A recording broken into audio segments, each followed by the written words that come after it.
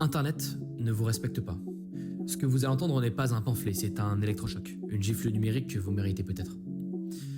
Je vais vous poser une petite question. Si un inconnu vous interrompait toutes les 5 minutes pour vous vendre un chewing-gum, vous le frapperiez? Non, parce que Internet lui fait pire, et vous dites merci. À quel moment avons-nous accepté de vendre notre temps à des machines? À quel moment avons-nous appelé ça du progrès? Nous pensions dominer la technologie, mais elle a fini par nous dominer totalement. On vous promettait l'information. Vous avez eu l'addiction à l'actualisation. On vous promettait la connexion. Vous avez eu la comparaison permanente. On vous promettait la liberté. Vous avez eu des algorithmes qui décident pour vous jour et nuit. Chaque jour, vous offrez 7 heures de votre vie à des machines. Selon le cabinet Deloitte, vous touchez votre téléphone 150 fois par jour. Pas pour vivre, non, mais pour valider votre belle et petite cage numérique.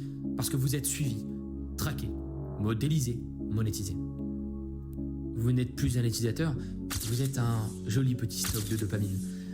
Internet ne vous respecte pas, et à vrai dire, moi non plus. $500. C'est ce que vous rapportez chaque année à ceux qui se nourrissent de votre attention.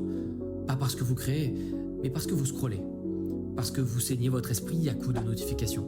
Parce que chaque émotion devient une donnée. Parce que chaque faille devient une offre ciblée. Vous êtes une cible. Stanford l'a montré, cette surveillance permanente ronge votre santé mentale. Et vous souriez, là, bêtement, pendant qu'on vous vend en pièces détachées. Mais le plus grotesque, c'est vous. C'est vous qui likez, vous qui alimentez la bête, vous qui défendez votre propre prison.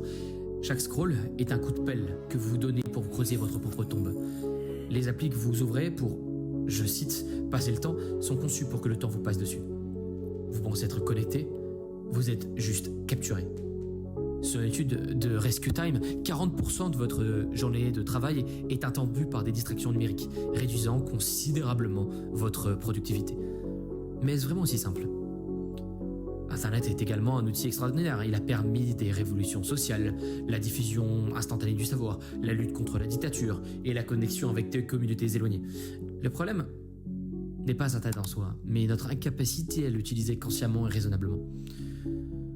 Mais il n'est pas trop tard. Tout commence par une décision simple, mais essentielle. Reprendre le contrôle.